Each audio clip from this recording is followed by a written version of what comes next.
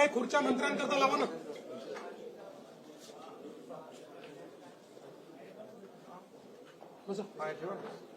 या साईडला जयकुमार. छोटा मोबाईल दे मला. आणि सुरू कर.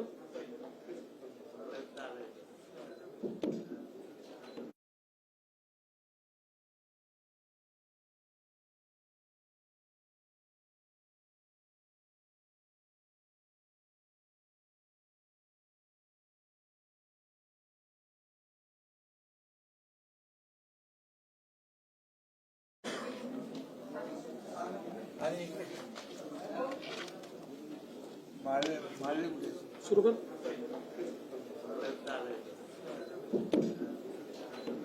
राज्याचे मुख्यमंत्री माननीय देवेंद्र फडणवीस, मुख्यमंत्री माननीय एकनाथ शिंदे साहेब, संसदीय कामकाज मंत्री चंद्रकांत दादा, अतुल सावे साहेब, राणे साहेब, जयकुमार, रावळजी, सर्व पत्रकार बंधू भगिनींनो, मी सुरुवातीलाच पत्रकार परिषदेच्या निमित्तानं आपल्या सगळ्यांचं स्वागत करतो. नेहमीच्या दरवर्षीच्या अर्थसंकल्पीय अधिवेशनामध्ये किंवा इतर पण ज्या काही पुरवणी मागण्याचे अधिवेशन असतात त्या प्रथेप्रमाणे कॅबिनेट आणि चहापानाचा कार्यक्रम झाल्यानंतर पत्रकार परिषद मुख्यमंत्री महोदय घेत असतात आणि साहजिकच आता उद्याच्या तारखेला 3 तारखेपासून आमचं अर्थसंकल्पीय अधिवेशन सुरू होत आहे.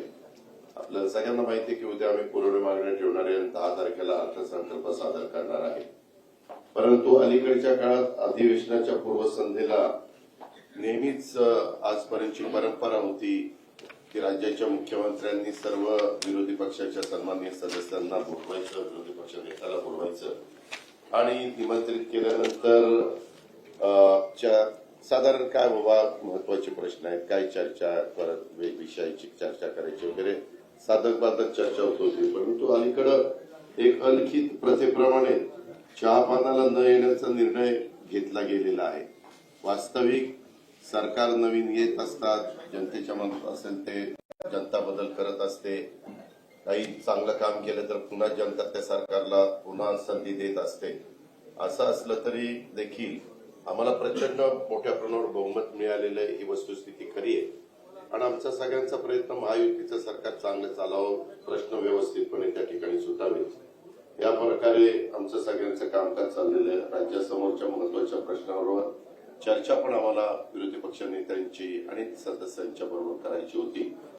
परंतु त्यांनी भलं मोठं पत्र, यावेळेसचं पत्र तर आजपर्यंत जेवढे काही विरोधी पक्ष नेते होऊन गेले त्याच्यातलं सगळ्यात मोठं पत्र आज आम्हाला त्यांनी मुख्यमंत्री महोदयांना आणि सरकारला दिलेलं आहे. अधिवेशनाच्या पहिल्या दिवशी राज्यपाल महोदय देखील संयुक्त सभागृहाला अभिभाषण सादर करतील आणि नंतर पुरवणी मागण्या अशा प्रकारचं आमचं ते कामकाज होणार आहे. आमची प्रत्येक गोष्टीला उत्तर देण्याची तयारी आहे. आम्ही कुठेही त्याच्यामध्ये आमचं प्रचंड बहुमत आहे, 237-38 आमदारांचं, म्हणजे फक्त साधारण 50च आमदार समोर विरोधी पक्षाकडे आहेत. म्हणून बहुमताच्या जोरावर कामकाज रेटायचं हे अजिबात आम्ही करणार नाही. आमचा तो इरादा पण नाही. आम्ही त्याच्यामुळे अधिवेशन 4 आठवड्याचं ठेवलेलं आहे. उलट पहिल्या आठवड्यामध्ये जागतिक महिला दिन असल्यामुळे 8 तारखेला पण अधिवेशन ठेवून पुण्यश्लोक अहिल्यादेवी होळकरांची 300वी जयंती असल्यामुळं त्याला एक वेगळं महत्व आहे आणि म्हणून ती पण चर्चा आम्ही त्या दिवसभर शनिवारीचा दिवस असताना देखील ठेवलेली आहे. अशा प्रकारे महायुतीचं सरकार, राज्याचे मुख्यमंत्री आणि त्यांची सगळी टीम हे प्रत्येक प्रश्नाला उत्तर देण्याच्या तयारीमध्ये आहे. आता आरोप प्रत्यारोप होत असतात. आरोपात तथ्य असेल तर जरूर त्याची दखल घेतली जाईल. परंतु कारण नसताना विरोधाला विरोध करायचा म्हणून जर आरोप केले गेलेले असले तरी त्याला किती महत्व द्यायचं हे पण तशा पद्धतीनं ठरवलं जाईल. असं साधारण हे अधिवेशन चालवण्याचा मुख्यमंत्र्यांचा आमचा सगळ्यांचा विचार आहे आणि त्या प्रकारे अधिवेशन सगळ्या बिलं जी येतील ती पण बिलं चर्चेला यावी, त्याच्यात चर्चा साधक बाधक व्हावी, त्याच्यातनं काही चांगल्या सूचना आल्या तर त्या सूचनेचा पण आम्ही आदर करायला तयार आहोत. अशा ह्या प्रकारे हे सगळं अधिवेशन पार पाडण्याचा निश्चय हा महायुतीच्या सरकारने केलेला आहे. धन्यवाद.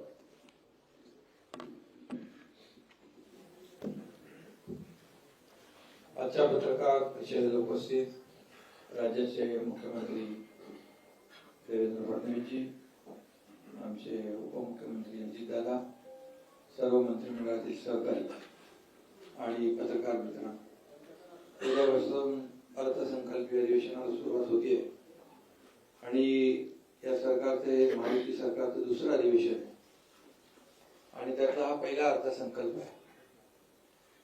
सरकारची टर्म नवीन असली तरी सुद्धा आमची टीम जुनीच आहे. फक्त आमच्या दोघांच्या खुर्च्यांची बदलाबदल झाली. अजितदादांची मात्र फिक्स आहे. दादांचं बरं. तुम्हाला फिक्स ठेवता आले नाही त्याला मी काय करू. पण ठीक आहे, आम्ही आमची रोटेटिंग चेअर आहे. अंडरस्टँडिंग. पण अजितदादा अर्थसंकल्प पुन्हा मांडतील आणि या अर्थसंकल्पात देखील आपण अजितदादा मांडतील, पण विरोधकांचं काय, ते काय मांडणार? त्यांचा तर व्यर्थ संकल्प सुरू आहे. आणि नुसत्या आता अजितदादांनी सांगितलं की आता सगळ्यात जास्ती आता यांची कागद आलेत का? हो, मोठं सगळ्यात मोठं पत्र आहे. सगळ्यात मोठं पत्र म्हणजे आमदारांची संख्या कमी झाली म्हणून मोठं पत्र का? 1 2 3 सात 4 अंतिम आठवडा का डबल अंतिम आठवडा दिलाय? 6 7 8 हो 9 9 म्हणजे आतापर्यंतच्या सगळ्यात जास्ती म्हणजे आता पण काय म्हणत होतो आपण अंतिम आठवडा अर्थसंकल्प, आता डबल अंतिम आठवडा अर्थसंकल्प आहे. ठीक आहे, चांगली प्रगती आहे आणि विरोधी पक्ष नेता होऊ शकत नाही एवढं देखील जनतेने त्यांचं काम करून ठेवलंय. असू द्या, मी काय त्याच्यावर टीका करत नाही. आम्हाला गेल्या 2.5 वर्षामध्ये महायुतीने, आमच्या टीमने चांगलं काम केलं आणि म्हणून महायुतीला दणदणीत विजय मिळाला. 232, आता अजितदादांनी सांगितलं 232 आमदार निवडून आले. 237 हा, धरून बाकी 237 म्हणजे लँडस्लाईड विक्ट्री मॅन्डेट जनतेने दिला आम्हाला. तरी सुद्धा कुठल्याही परिस्थितीमध्ये आम्ही हुरळून जाणारे नाही आणि लँडस्लाईड विक्ट्री मिळाली म्हणून आमच्या डोक्यात हवाई जाणार नाही. आम्ही जमिनीवरचे कार्यकर्ते आहोत आणि मग जास्त विजय मिळाल्यामुळे आता आमची जबाबदारी देखील जास्त वाढलेली आहे. त्यामुळे विरोधी पक्षाने या अधिवेशनामध्ये कामकाजामध्ये भाग घ्यावा, आपल्या महाराष्ट्रातले प्रश्न मांडावे, शेतकऱ्यांचे प्रश्न मांडावे, इतरही काही जे काही मतदारसंघातले प्रश्न मांडावे आणि खऱ्या अर्थाने राज्य सरकार जे काही चांगलं काम करते, चांगले निर्णय घेते, त्याला चांगलं म्हणण्याचा एक मोठेपणा दाखवतील की नाही माहित नाही, पण ठीक आहे, त्यांच्याकडून काय अपेक्षा करणार आपण. पण त्यांना एवढाच आनंद असतो गेल्या अधिवेशनात पण इतरही अधिवेशनामध्ये सभागृहामध्ये कमी आणि पायऱ्यांवर जास्त, आणि तुम्ही ते सगळं दाखवत असता ते बॅनर बिनर घेतलेले. आणि त्यामुळे याच्यात माझं एवढंच त्यांना सांगणं आहे की हे अधिवेशन अर्थसंकल्पीय अधिवेशन आहे आणि अर्थसंकल्पीय अधिवेशन आहे. मिळालेला विजय आपल्या समोर आहे, लोकांनी दिलेलं मॅन्डेट आपल्या समोर आहे, लोकांनी आमच्या कामाची पोचपावती दिलेली आहे. देवेंद्रजी जो वेग आम्ही 2.5 वर्षात कामाचा गाठला, पल्ला गाठला, म्हणजे एकीकडे विकास प्रकल्पांना देखील आम्ही चालना दिली. महाविकास आघाडीने बंद पाडलेले प्रकल्प आम्ही सुरू केले, त्याचे काही मी चर्चा करत नाही, तुम्हालाच माहित आहे. मुंबईतले 4-5 प्रकल्प आपण पाहिले, कोस्टल असेल, अटल सेतू असेल, मेट्रो असेल, कारशेड असेल, असे अनेक प्रकल्प आपण पुढे नेले. बाकी तर खूप मोठ्या प्रमाणावर प्रकल्पांना आपण चालना दिली. सिंचनाचे प्रकल्प जे देवेंद्रजी मुख्यमंत्री होते तेव्हा जलयुक्त शिवार योजना असेल किंवा सिंचनाचे प्रकल्प आहे ते महाविकास आघाडी सरकार आल्यानंतर त्यांनी बंद पाडले. मी मुख्यमंत्री झाल्यानंतर पुन्हा ते सुरू केले. मग त्यात मराठवाडा वॉटर ग्रीड, विदर्भाचे प्रकल्प असतील, मराठवाड्याचे प्रकल्प असतील, ते शेतकऱ्यांसाठी एकही सिंचन प्रकल्पाला त्यांनी मान्यता मिळवली. 2-3 प्रकल्पांना दिली आणि आम्ही जवळपास 121 का 143 सिंचन प्रकल्पांना आम्ही मान्यता दिली. हे गेल्या 2.5 वर्षामध्ये. आणि जो कामाचा वेग आहे, एकीकडे विकास प्रकल्प आम्ही केले, दुसरीकडे कल्याणकारी योजना केल्या, लोकाभिमुख योजना, लाडक्या बहिणीसारख्या अनेक योजना केल्या. आता जो वेग 2.5 वर्षात होता, देवेंद्रजींच्या आता नेतृत्वाखाली आम्ही टीम म्हणून तो वेग अधिक वाढवणार आहोत. आणि म्हणून सर्वसामान्य लोकांच्या जीवनामध्ये बदल घडवण्याचं काम आमचं सरकार, जे सर्वसामान्यांचं सरकार आम्ही म्हणतो, ते आम्ही करून दाखवलं आणि सर्वसामान्यांच्या आयुष्यामध्ये चांगले दिवस आणण्याचा प्रयत्न केला. तर यापुढे देखील या राज्याला पुढे नेणं हाच आमचा अजेंडा आहे. आणि त्यामुळे या अजेंड्याप्रमाणे आम्ही जे काही केलंय ते आपल्याला सगळ्यांना माहित आहे. या देखील अर्थसंकल्पामध्ये त्याचं प्रतिबिंब अजितदादा अर्थसंकल्प मांडतील.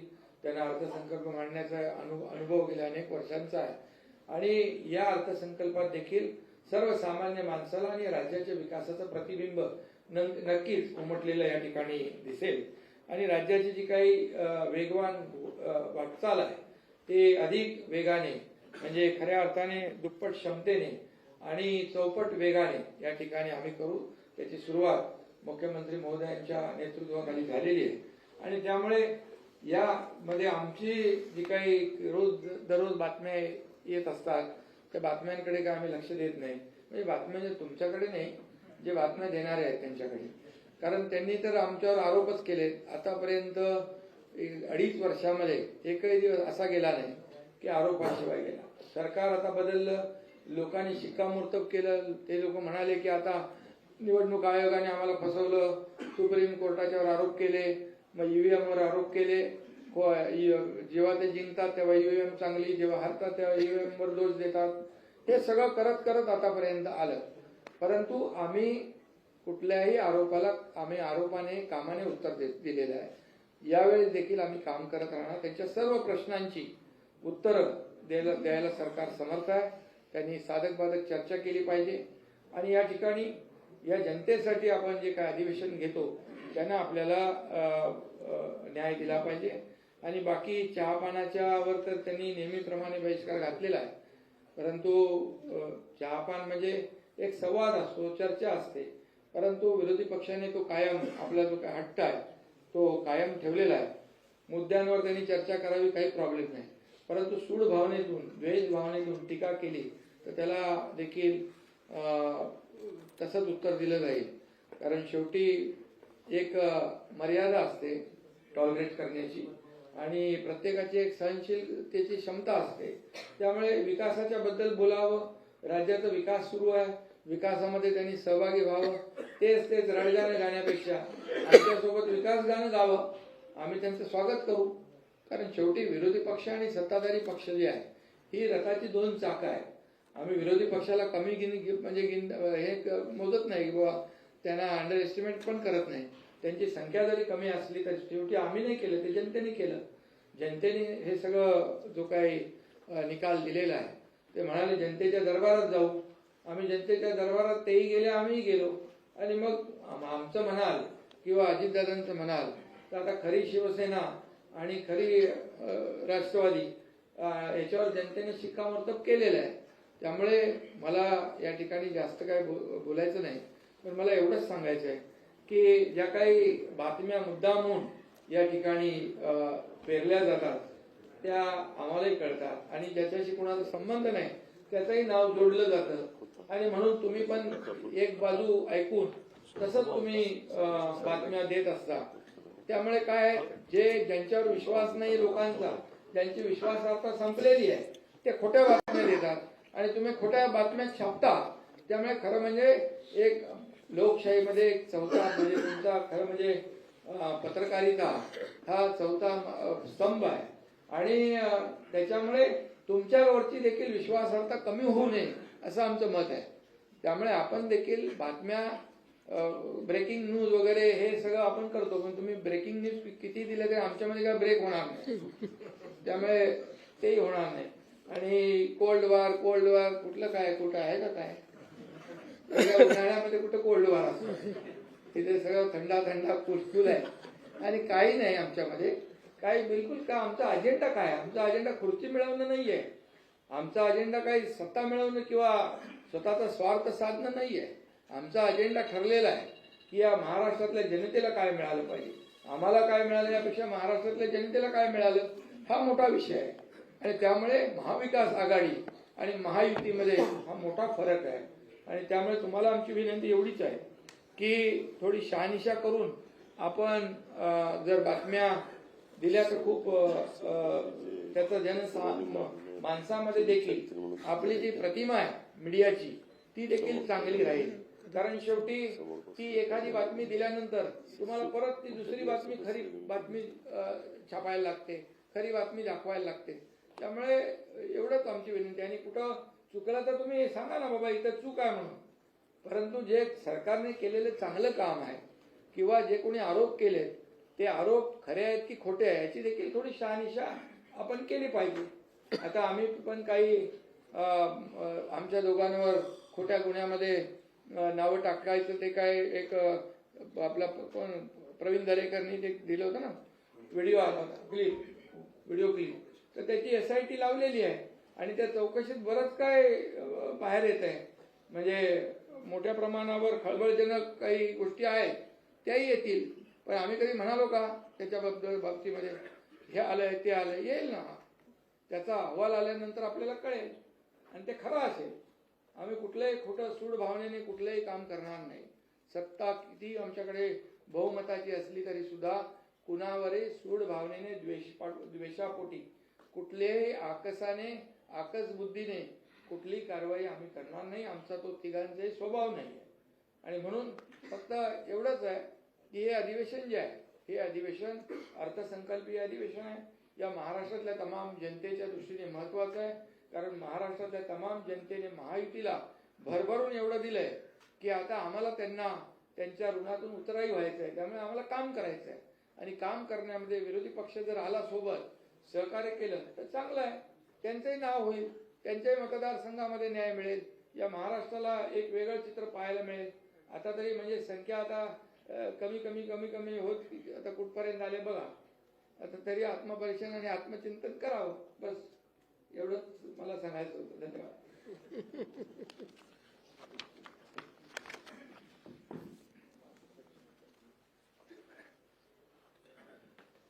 माननीय उपमुख्यमंत्री शिंदे साहेब, माननीय अजितदादा पवार, मंत्रिमंडळातील आमचे सर्व सहकारी आणि पत्रकार भगिनी बंधूंनो, सर्वप्रथम आज रणजी ट्रॉफीमध्ये विदर्भाच्या संघाने केरळवर मात करून रणजी ट्रॉफी आपल्या राज्यामध्ये आणली. त्याबद्दल मी विदर्भाच्या टीमचं सर्व प्लेयर्सचं अतिशय मनापासून अभिनंदन करतो. राज्याचं अर्थसंकल्पीय अधिवेशन 3 ते 26 मार्च या दरम्यान या ठिकाणी आपण करणार आहोत. आणि मला असं वाटतं की हे तसं नवीन सरकारचं एक प्रकारे पहिलंच अर्थसंकल्पीय अधिवेशन आहे. आणि जसं दादांनी सांगितलं की आम्ही कुठेही अधिवेशन आटपून टाकावं अशा मानसिकतेत न राहता त्या ठिकाणी नीट 4 आठवड्याचं अधिवेशन हे आपण आयोजित केलं आहे. आज ज्याचा उल्लेख या ठिकाणी झाला की विरोधी पक्षाने एक 9 पानाचं पत्र दिलेलं आहे. त्याच्यामध्ये 9 नेत्यांची नावं आहेत. त्यातल्या 2 नेत्यांनी सह्याच केलेल्या नाहीत. एक नाव जर आम्ही शोधतोय की नेमके ते आमदार आहेत का नाही आहेत, तर म्हणजे असतील कदाचित, पण आमच्या काही लक्षात येत नाही. आता आम्ही जरा ते शोधायला पाठवलेलं आहे की बाबा ते कोण आहेत नेमके. आणि आपण बघितलं असेल की हम साथ साथ है अशी परिस्थिती काही तिथे दिसत नाही. हम आपके है कोण चालू तीच परिस्थिती तिथे आहे. कारण काँग्रेस पोचलीच नाही. अर्थात जेवताना आली असं आम्हाला समजलं, पण वेळेवरपर्यंत काँग्रेस आली नाही. रोहित पवारांनी काहीतरी ट्विट केलं मला वाटतं, त्यांनी पण काहीतरी आपली काय नाराजी व्यक्त केली आहे. बरं, वडेट्टीवार नाही, नाना पटोले नाही, जयंत पाटील नाही, कोणीच नाही. त्याच्यामुळे एकूणच हे कशा पद्धतीनं विरोधी पक्षाचं कामकाज चाललेलं आहे हे आपण बघितलं पाहिजे. खरं तर चहा पानावर त्यांनी बहिष्कार घातला. आत्ता त्यांना ही संधी होती. जेव्हा नवीन सरकार बनतं त्यावेळी पहिल्या अधिवेशनाला बाबा एक सकारात्मक चर्चा आपण करूया अशा प्रकारची संधी होती. त्यांनी संवाद स्थापित करावा असं आपल्या पत्रकार परिषदेत म्हटलं, पण संवादाचं सगळ्यात मोठं माध्यम जे होतं, आम्ही त्यांना चहापानाला निमंत्रित केलं होतं, म्हणजे संवादालाच निमंत्रित केलं होतं, पण त्याच संवादावर त्यांनी बहिष्कार टाकला. म्हणजे मला याचा अर्थच समजला नाही की संवादावर बहिष्कार टाकायचा आणि संवाद साधा अशा प्रकारे त्या ठिकाणी पत्रकार परिषदेत म्हणायचं. पण मला असं वाटतं की काही हरकत नाही. त्यांनी ॲक्च्युली हे जे काही 9 पानी पत्र दिलेलं आहे, या पत्रात संपूर्ण पत्र हे वर्तमानपत्राच्या बातम्यांवर आधारित आहे. तर त्या बातम्यांसोबत त्यांनी सरकारने दिलेला खुलासा जरी वाचला असता तरी 9 पानाचं पत्र अर्ध्या पानात त्यांना निश्चितपणे देता आलं असतं. पण हरकत नाही, त्यांनी पुन्हा हे सगळे मुद्दे जर हाऊसमध्ये मांडले तर आम्ही त्याची उत्तरं त्या ठिकाणी देण्याकरता तयार आहोत. 2 महत्त्वाच्या चर्चा आपण या सभागृहामध्ये ठेवलेल्या आहेत. 8 मार्चला पुण्यश्लोक अहिल्यादेवी होळकर यांच्या 300व्या जन्मशताब्दीच्या निमित्ताने एक चर्चा आपण ठेवली आहे, ज्याच्यामध्ये महिला दिन असल्यामुळे सक्षमीकरणाचा जो सगळा मुद्दा आहे त्या अनुषंगाने ही चर्चा एक सकारात्मक अशा प्रकारची चर्चा आहे. आणि भारतीय संविधानाचं अमृत महोत्सवी वर्ष असल्यामुळे आपण एक 2 दिवसाची चर्चा ही भारतीय संविधानाच्या अनुषंगाने कशा प्रकारे आपला विकास झाला आणि संविधानाने आपल्याला काय काय दिलं अशा प्रकारची एक सकारात्मक चर्चा व्हावी. म्हणजे ते लाल संविधान पकडून करतात तशा प्रकारची नाही, तर माझी अपेक्षा आहे की संविधान वाचून किंवा त्यातल्या तरतुदी समजून आमचा विरोधी पक्ष देखील त्याच्यावर एक चांगली सकारात्मक चर्चा करेल अशी माझी या ठिकाणी अपेक्षा आहे. खरं म्हणजे आत्ताच शिंदे साहेबांनी सांगितलं की अलीकडच्या काळामध्ये रोज मला एक स्थगितीची बातमी पाहायला मिळते आणि मी स्थगिती दिलेली आहे असं मला रोज ऐकायला मिळतं. मग मला विचारावं लागतं माझ्या ऑफिसला की आपण कधी दिली. मग ते म्हणतात की आपल्याकडे जर अशी फाईलच आली नाही. मग मला शोधून काढावं लागतं.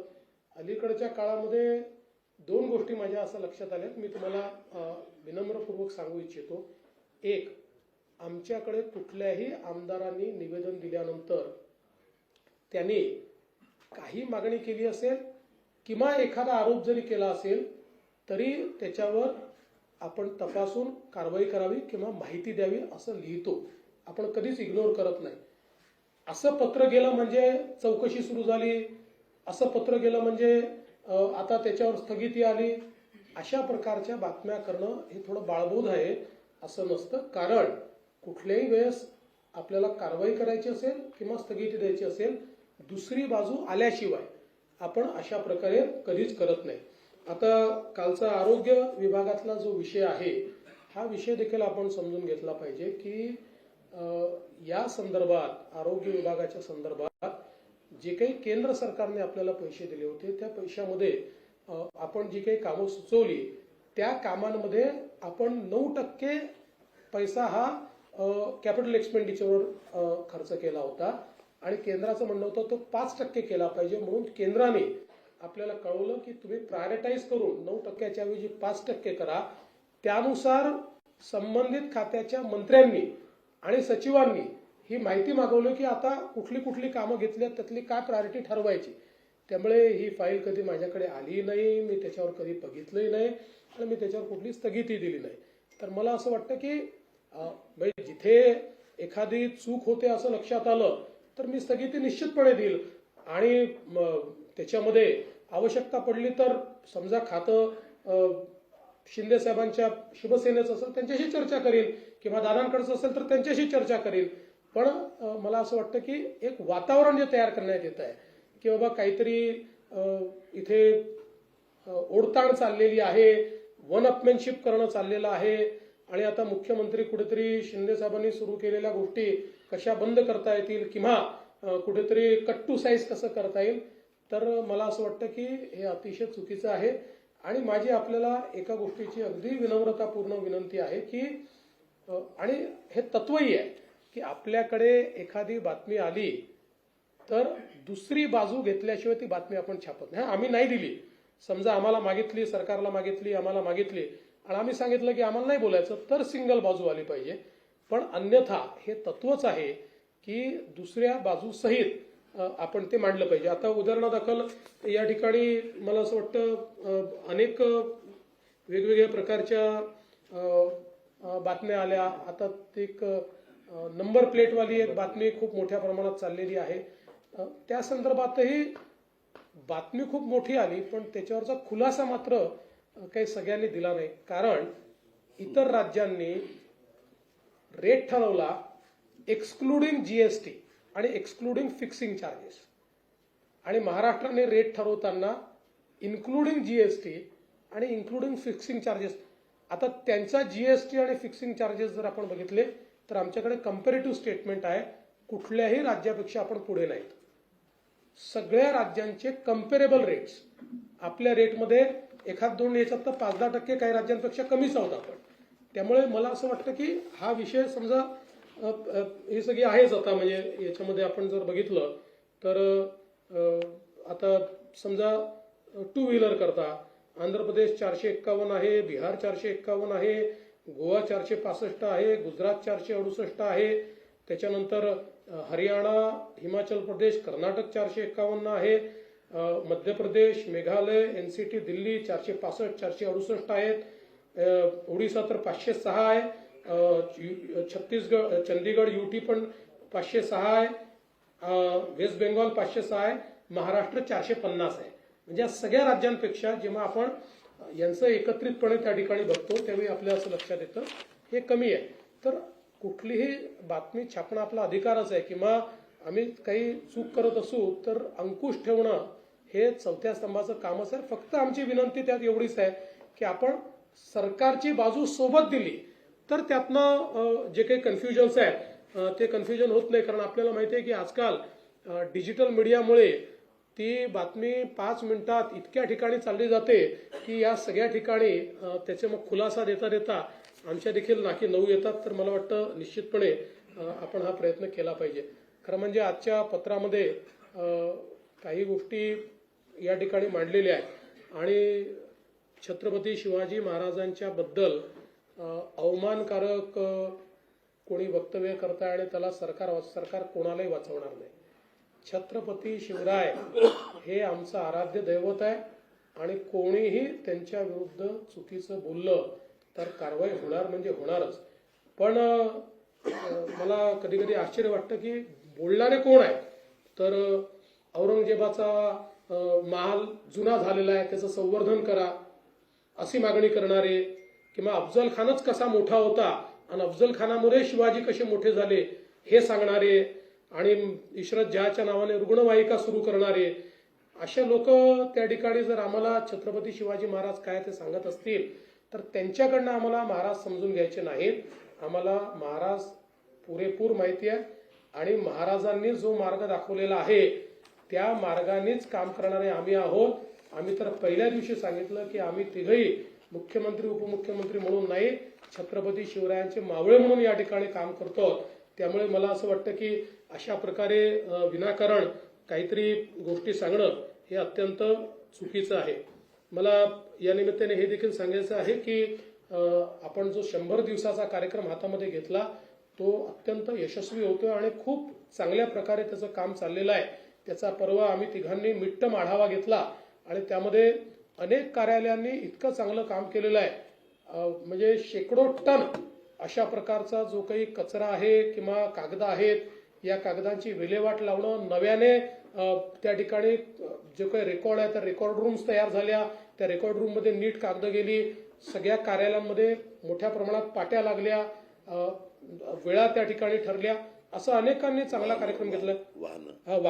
जुनी वाहनं निर्लेखित केली, ती सगळी जी काही घाण पडली होती ती सगळी वाहनं निर्लेखित करण्याचं काम केलं आणि अतिशय चांगलं काम केलं. आणि त्या दिवशी जवळपास आम्ही व्हीसीवर 7,000 ऑफिसेस घेतले होते. म्हणजे आपण जर विचार केला तिथे प्रत्येक ऑफिसमध्ये 2-3 लोकांचा विचार केला तर एक 20-21 हजार लोक हे या ठिकाणी व्हीसीच्या माध्यमातून आमच्याशी जुडले होते. आणि आता यांचं पूर्ण इव्हॅल्युएशन पुन्हा नव्याने आम्ही करणार आहोत आणि थर्ड पार्टी करणार आहोत. जी केंद्र सरकारची एक क्वालिटी काउन्सिल ऑफ इंडिया ही जी संस्था आहे त्या संस्थेला आम्ही आता याचं इव्हॅल्युएशन दिलेलं आहे. म्हणजे जेव्हा 100 दिवस पूर्ण होतील ते 100 दिवस समजा 14 एप्रिलला आपण ते पकडलेले आहेत पूर्ण होतील असं कार्यक्रम सुरू झाल्यापासून, त्यानंतर 15 दिवस तालुका स्तरापासून राज्य स्तरापर्यंत कशा प्रकारे कुठल्या ऑफिसनी काय काम केलेलं आहे, 100 दिवसाचं टार्गेट हे कोणी कोणी अचीव्ह केलंय किंवा कशा प्रकारचं काम केलंय याचं क्वालिटी काउन्सिल ऑफ इंडिया पूर्ण त्याचं एक प्रकारे इव्हॅल्युएशन करेल आणि त्यातनं मग कोणी उत्तम काम केलेलं आहे. आणि आम्ही असे ठरवलेलं आहे की एक बेंचमार्क मार्क्स आम्ही ठरवणार आहोत. त्या बेंचमार्क मार्क्सच्या खाली जे असतील ते मात्र निगेटिव्ह इंडेक्समध्ये आम्ही घेणार आहोत की हे नॉन परफॉर्मिंग ॲसेट्स आहेत. अशा प्रकारे आम्ही त्यांचा नामाभिमान त्या ठिकाणी करणार आहोत. त्यामुळे मला असं वाटतं की एक अतिशय चांगलं हा जो विषय आहे हा आपण निश्चितपणे केलेला आहे. या अधिवेशनामध्ये एकूण जी काही संयुक्त समितीकडे प्रलंबित विधेयकं आहेत तर एकच विधेयक संयुक्त समितीकडे प्रलंबित आहे. विधानसभेत एक विधेयक प्रलंबित आहे आणि नवीन आतापर्यंत 5 विधेयकं ही आपण त्या ठिकाणी प्रस्तावित केलेली आहेत. ज्याच्यामध्ये महाराष्ट्र जमीन महसूल संहिता आहे, महाराष्ट्र हॉटेल उपहारगृहे असे एक त्या ठिकाणी आहे, महाराष्ट्र विनियोजन विधेयक आहे, पुरवणी विनियोजन विधेयक आहे आणि महाराष्ट्र महामार्ग सुधारणा विधेयक आहे. अर्थात दरम्यानच्या काळात अजून काही विधेयकं ही त्या ठिकाणी येतील. सगळ्या विधेयकांवर योग्य अशा प्रकारची चर्चा करण्याची आमची तयारी आहे आणि सभागृहामध्ये जास्तीत जास्त चर्चा झाली पाहिजे अशा प्रकारचा आमचा प्रयत्न असेल. आणि त्यासोबत आम्ही माननीय अध्यक्षांनाही विनंती करणार आहोत आणि प्रतोदांनाही विनंती करणार आहोत की जे नवीन सदस्य निवडून आलेले आहेत त्यांना देखील संधी जास्तीत जास्त मिळाली पाहिजे जेणेकरून त्यांच्या मतदारसंघातल्या गोष्टी त्यांना मांडता आल्या पाहिजे. एक गोष्ट अजून या ठिकाणी सांगतो की सोयाबीनच्या खरेदीच्या संदर्भात 10%च खरेदी झाली अशा प्रकारचं एक पत्रामध्ये लिहिलेलं आहे. खरं म्हणजे एक्झॅक्ट आकडा तर जयकुमारजी सांगतील मला, पण गेल्या 15 वर्षाच्या इतिहासातील सर्वाधिक खरेदी जी होती त्याच्यात 10 पट जास्त खरेदी झालेली आहे. त्यामुळे आजपर्यंत आता अक्षरशः गोडाऊनमध्ये जागा उरलेली नाही. तूर खरेदी करण्याकरता नव्याने खासगी गोडाऊन आम्हाला भाड्याने घ्यावे लागले. इतक्या मोठ्या प्रमाणात ही खरेदी आपण केलेली आहे. त्यामुळे मला असं वाटतं की त्याचे आकडे हे आम्ही विधान सभेत देखील या ठिकाणी सांगू. या अधिवेशनामध्ये राज्याचं बजेट अजितदादा मांडणार आहेत. अतिशय चांगलं अतिशय बॅलन्स बजेट हे या ठिकाणी आम्ही मांडू. जरीही वेगवेगळ्या योजनांचा स्ट्रेस हा आमच्या बजेटवर असला तरी आर्थिक शिस्त पाळण्याचा प्रयत्न हा आम्ही त्यातही केलेला आहे. आपली साधन संपत्ती कशी वाढवता येईल, कुठल्याही परिस्थितीमध्ये कॅपिटल एक्सपेंडिचरवर त्याचा परिणाम होणार नाही, कॅपिटल एक्सपेंडिचर करता काय वेगवेगळ्या पद्धती असू शकतील, अशा सगळ्या गोष्टींचा विचार करून एक बॅलन्स बजेट देण्याचा प्रयत्न या ठिकाणी आम्ही करतो आहोत. आणि आमच्या फ्लॅगशिप स्कीम्स कुठल्याच आम्ही त्या ठिकाणी लाडकी बहीण बंद होणार वगैरे असं काही नाही. त्याच्यामध्ये जसं आम्ही सांगितलं की नियमाच्या बाहेर जे आहेत त्यांनाच फक्त आम्ही त्या ठिकाणी एक प्रकारे, कारण आमच्या विरोधकांनी त्यातही लिहिलं 10 लाख कमी झाले वगैरे, तर त्याच्यामध्ये आपल्यावर CAGने टाकलेले बंधन आहे की एखादी स्कीम सुरू केल्यानंतर स्कीममध्ये बसणाऱ्यांनाच पैसे हे राज्य सरकारला देता येतात आणि स्कीमच्या बाहेरच्या लोकांना देता येत नाही. त्यामुळे तेवढ्यापुरतं आम्ही त्या संदर्भातली कारवाई केली आहे. बाकी देशामध्ये असं माझं मत आहे की अशा प्रकारच्या स्कीममध्ये सगळ्यात जास्त लोकांना एक प्रकारे शासकीय मदत देणारं राज्य हे महाराष्ट्र ठरणार आहे. त्यामुळे त्यात कुठेही कपात वगैरे ही महाराष्ट्रात केली जाणार नाही हा विश्वास मी देतो. आणि सत्तारूढ पक्ष, जसं शिंदे साहेबांनी सांगितलं, विरोधकांची संख्या कमी असली तरी आम्ही विरोधकांना कमी लेखणार नाही. विरोधकांना भरपूर चर्चेची संधी देऊ आणि त्यांनी उपस्थित केलेल्या प्रश्नांना योग्य प्रकारे सकारात्मक उत्तर देण्याचा प्रयत्न हा राज्य सरकारच्या वतीनं केला जाईल. मी पुन्हा एकदा आपल्या सर्वांचे मनापासून आभार मानतो.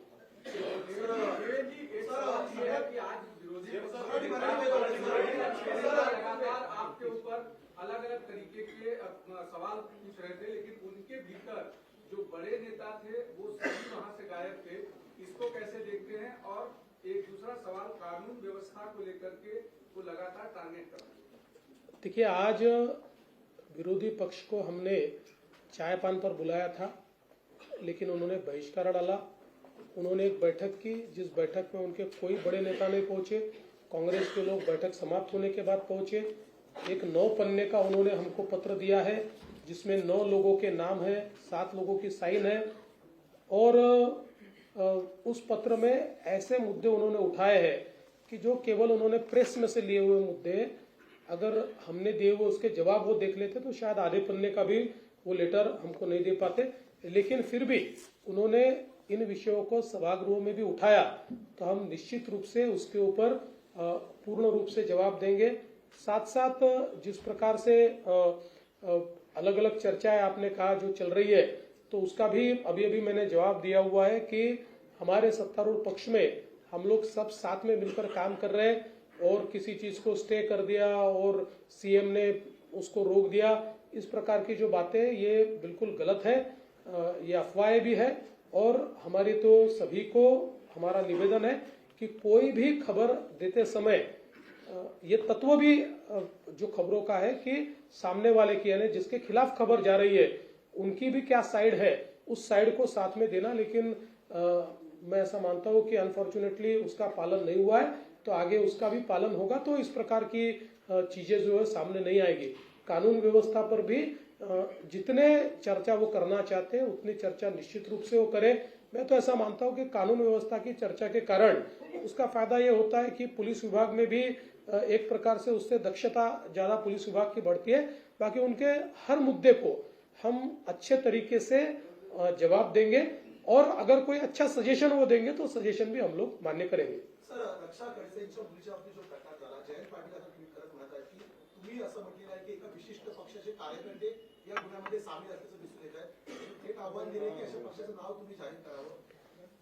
असं आहे की या संदर्भात रक्षाताईंशी माझं बोलणं झालं, रक्षाताईंनी मला काही माहिती दिली, त्या माहितीच्या आधारावर मी या ठिकाणी बोललेलो आहे। आणि मला असं वाटतं की आता त्या प्रकरणामध्ये कारवाई केलेली आहे आणि कुठल्याही नेत्याने त्या ठिकाणी कारवाई करू नका असं म्हटलेलं नाही। मला असं वाटतं अत्यंत दुर्दैवी घटना आहे आणि अशा प्रकारे हा जो काही प्रकार आहे या प्रकाराला आम्ही टॉलरेट करणार नाही। कोणीही असलं तरी त्याच्यावर कारवाई ऑलरेडी केली आहे आणि कारवाई करणारच।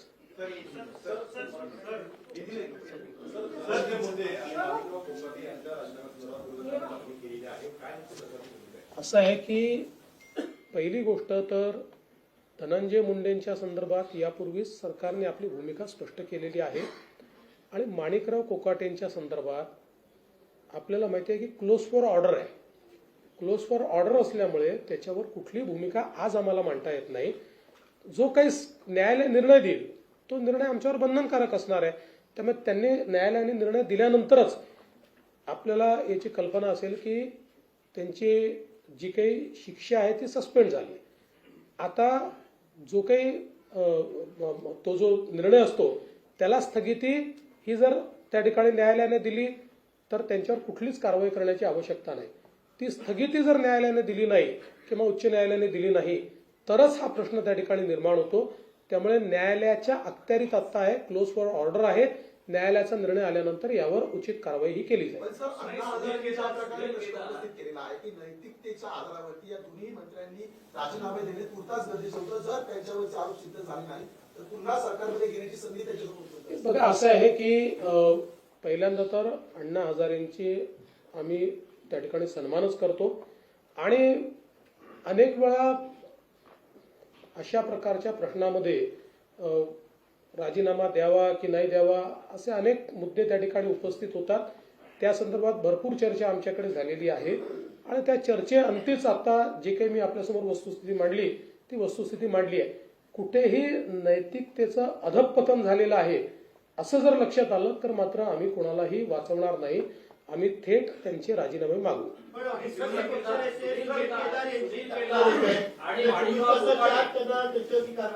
याचं कारण असं आहे की सुनील केदारांच्या संदर्भात कोर्टाने त्यांचं जी शिक्षा आहे त्याला जी म्हणजे त्याचा निर्णय आहे त्याला त्याला स्थगिती द्यायला नकार दिला। तो नकार दिल्यामुळे तशा प्रकारची कारवाई करणं गरजेचंच होतं। ती काही एका दिवसात झालेली केस नाही, जवळपास महिनाभर ती केस चालली आणि त्याच्यानंतर तो निर्णय झालेला आहे। आदित्य ठाकरेंनी आज एमएमआयडीच्या संदर्भात जो प्रश्न उपस्थित केला प्रेसमध्ये, ते खास तुमच्याकडे तर फ्रान्ससारखी आंतरराष्ट्रीय स्तराची संस्था यावेळेस उपस्थित होतं की या प्रोजेक्टमध्ये मोठ्या प्रमाणामध्ये लाच मागितली आहे। पहिली गोष्ट तर त्यांचं पत्र जर आपण बघितलं तर त्या पत्रामध्ये कुठेही त्यांनी आम्हाला लाच मागितली जाते आहे असं म्हटलेलं नाही. हा, पण त्यांनी काही मुद्दे निश्चितपणे उपस्थित केलेले आहेत. त्या मुद्द्यांच्या संदर्भात आपले माननीय उपमुख्यमंत्री जे खात्याचे मंत्री देखील आहेत यांनी एक चौकशी त्या ठिकाणी करण्याचा निर्णय घेतलेला आहे. असीम गुप्ता जे ॲडिशनल चीफ सेक्रेटरी आहेत त्यांना या संदर्भात सुनावणी घ्यायला सांगितलेलं आहे. दोन्ही बाजूंची सुनावणी ऐकून मग त्यांचा रिपोर्ट ते आमच्याकडे सादर करतील आणि त्याच्यावर आम्ही निर्णय करू. साधारणपणे खात्याशी जी आम्ही चर्चा केली किंवा MMRDAशी चर्चा केली तर MMRDAचं म्हणणं असं आहे की इतके दिवस हे सगळं चाललेलं आहे, समजा असं ते म्हणतात, तर त्यांनी कधीच आम्हाला पत्र का दिलं नाही किंवा त्यांनी कधीच याच्यावर ऑब्जेक्शन का उपस्थित केलं नाही. तर आणि MMRDAचं म्हणणं असं आहे की काही कामांमध्ये ते लॅगिंग होते आणि त्यावर आम्ही ज्यावेळेस आक्षेप घेतला त्यावेळेस अशा प्रकारचं पत्र आलेलं आहे. दोघांच्या आपल्या बाजू असतील त्या बाजू ऐकून त्याच्यावर आम्ही निर्णय करणार आहोत. एक गोष्ट आम्ही तिघेही तुम्हाला स्पष्टपणे सांगतो की पारदर्शितेशी कुठेही कॉम्प्रोमाइज आम्ही करणार नाही, पण दोन्ही बाजू जर समजून घेतल्या नाहीत तर मला असं वाटतं की ते काही योग्य होणार नाही आणि म्हणून तशा प्रकारचे निर्देश दिलेले आहेत. ॲडिशनल चीफ सेक्रेटरी त्यावर उचित निर्णय करतील.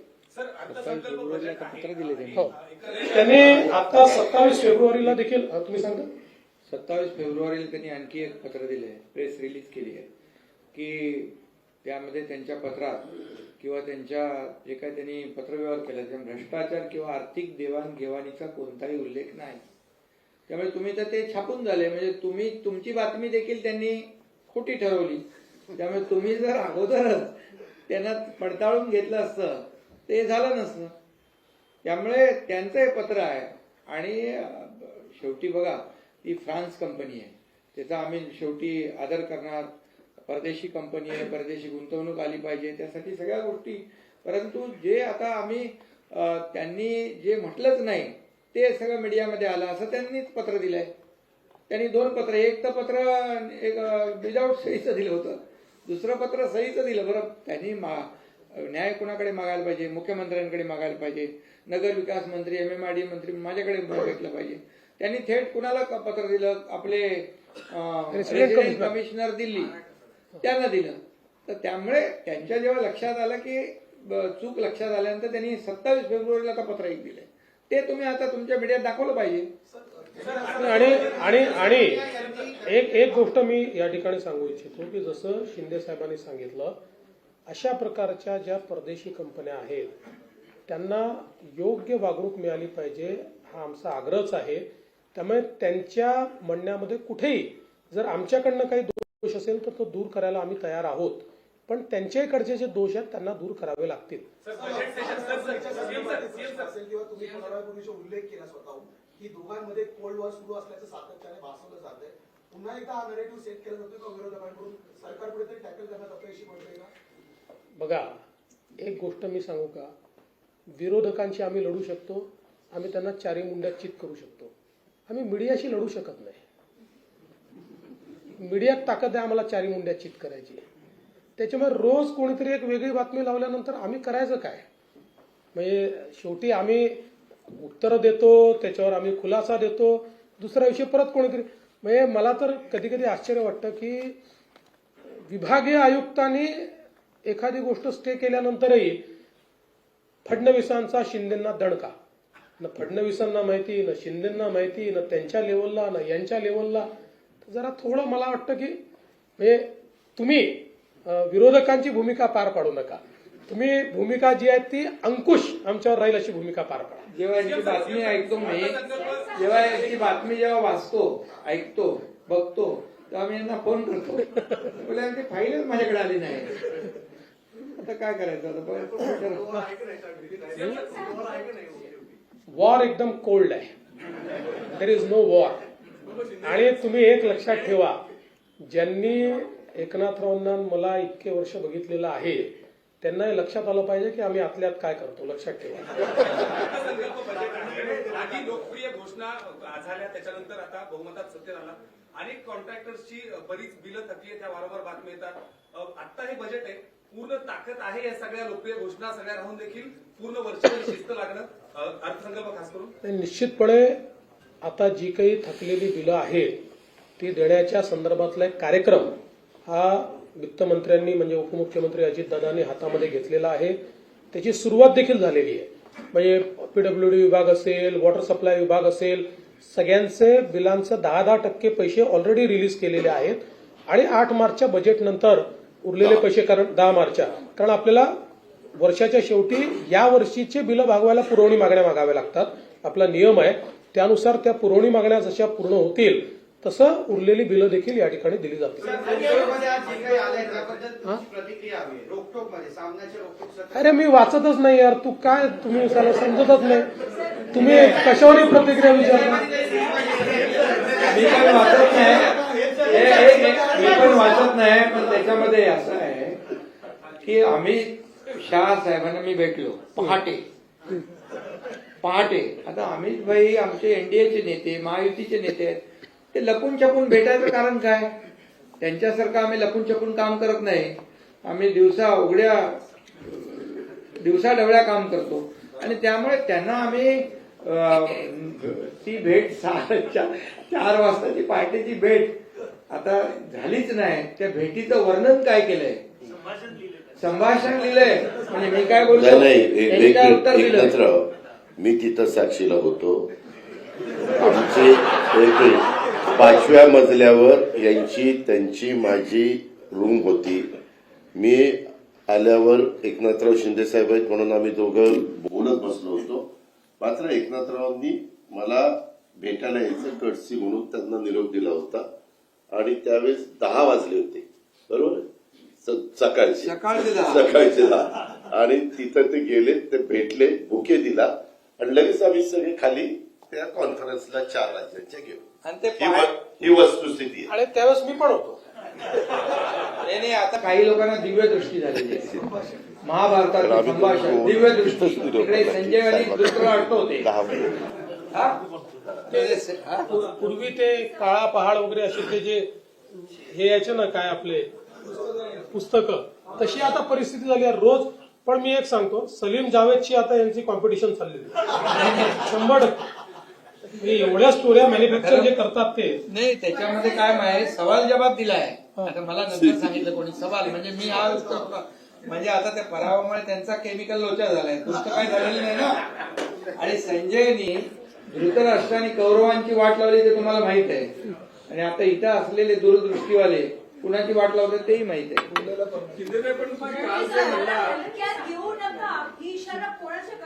काय अरे बाबा, मी त्याच्यावर खुलासा केला, अजितदादा होते तिकडे. एक मिनिट मी तुम्हाला सांगतो. नाही तुम्ही बघा, असं आहे, आम्ही तर हलक्यात घेतच नाही की नाही त्यांना. मग घेण्याचा प्रयत्न कोण करतात? त्यांना येतो डायलॉग. मी तर त्यांना सगळ्या जाहीरपणे सांगतो ना. मी काय थोडं लपून नाही. मी हलक्यात घेऊ नका. ज्यांनी हलक्यात घेतलं त्यांचं टांगापलटी करून आलोय. काल म्हणाला की माझ्या बदनामीची मोहीम चालू आहे, मग ती कुणाकडून चालू आहे? नक्की विरोधकांकडून चालू आहे असं तुम्हाला वाटतं? मीडियाकडून चालू आहे की सत्ताधाऱ्यांचे कोणी सांगितलं? अरे बाबा, आताच मी तुम्हाला सांगितलं ना, मी म्हणजे दिवसा रात्री उठता बसता जळी स्थळी पाशाने काशाने काय म्हणतो त्याला, एकनाथ शिंदे दिसतो. आणि कुणाकडून म्हणजे आता काय रोकटोक मध्ये काय आलंय?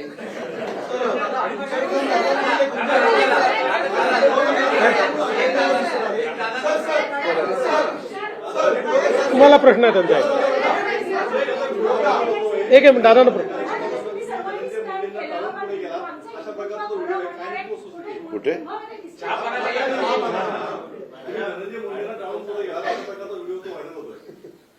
व्हिडिओ व्हायरल होतोय. अरे आमच्यासोबत चहा प्यायला गप्पा मारत होते दोघं, ते नाही दाखवलं तुम्ही. आता माझ्या बरोबरच होते आणि आता मुख्यमंत्री महोदय पु ल देशपांडे सभागृहाच्या उद्घाटनाला निघालेले आहे आणि त्यावेळेस धनंजय मुंडे माझ्या बरोबर आहेत. वाटल्यास आपण फॉरवर्ड चला.